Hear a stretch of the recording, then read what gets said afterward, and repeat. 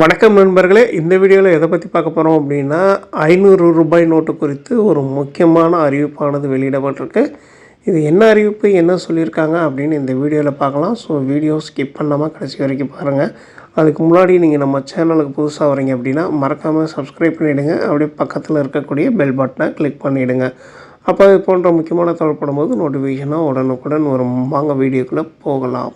இந்தியாவில் 500 ரூபாய் நோட்டுகள் குறித்த செய்திகள் அடிக்கடி வந்து கொண்டிருக்கின்றன. சில போலியான செய்திகளும் அவ்வப்போது பரப்பப்படுகின்றன. 500 ரூபாய் நோட்டுகளை நிறுத்தப்போவதாக தற்போது செய்தி ஒன்று பரவி கொண்டிருக்கிறது. ஆனால் 500 ரூபாய் நோட்டுகளை நிறுத்துவதற்கான எந்த திட்டமும் பரிசீலனையில் இல்லை என்று மத்திய அரசு மீண்டும் ஒருமுறை தெளிவுபடுத்தியுள்ளது. இந்த தகவலை நிதித்துறை இணையமைச்சர் பங்கஜ் சௌத்ரி நாடாளுமன்றத்தில் தெரிவித்துள்ளார். ஏடிஎம்களிலிருந்து 500 ரூபாய் நோட்டுகளை விநியோகிப்பது முன்பு போலவே தொடரும் என்றும் அவர் கூறினார். இது தவிர 100 ரூபாய் மற்றும் 200 ரூபாய் நோட்டுகளின் புழக்கத்தையும் அதிகரிக்க தேவையான நடவடிக்கைகள் மேற்கொள்ளப்பட்டு வருவதாகவும் அவர் கூறியுள்ளார்.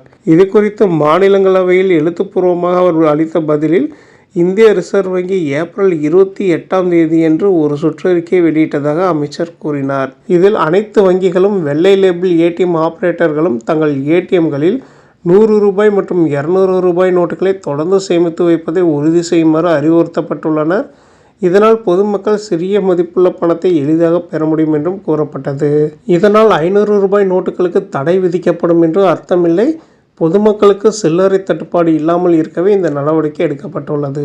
ரிசர்வ் வங்கியின் வழிகாட்டுதல்களின்படி செப்டம்பர் 30 நம் நாட்டின் 75% ஏடிஎம்கள் 100 ரூபாய் அல்லது 200 ரூபாய் நோட்டுகளை கொண்ட குறைந்தபட்ச ஒரு கேஷ் அட்டையாவது விநியோகிக்க வேண்டும்.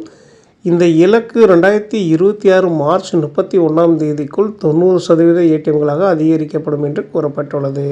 மற்றொரு கேள்விக்கு பதிலளித்த பங்கஜ் சௌத்ரி, கடந்த 5 ஆண்டுகளில் 76 வழக்குகளை இந்திய பத்திரங்கள் மற்றும் பரிவர்த்தனை வாரியம் விசாரித்துள்ளதாக கூறினார்.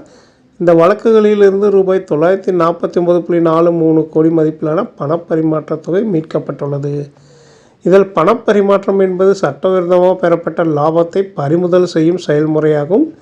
முதலீட்டு மோசடியை தடுக்க பல மத்திய நிறுவனங்களும் அமலாக்க அமைப்புகளும் தீவிரமாக செயல்பட்டு வருவதாக பங்கஜ் சௌத்ரி அவர்கள் கூறியுள்ளார். கடந்த 5 ஆண்டுகளில் பல நிலை சந்தைப்படுத்துதல் மோசடிகள் தொடர்பான 9 வழக்குகளை மத்திய நேரடி வரிகள் வாரியம் அடையாளம் கண்டுள்ளது. 2020 ஜனவரி 1 முதல் 2025 ஜூலை 30 வரை பண மோசடி தடுப்பு சட்டம் 2002 கீழ் முதலீட்டு மோசடி தொடர்பான சுமார் 220 வழக்குகளில் அமலாக்கத்துறை விசாரணையை தொடங்கியுள்ளது.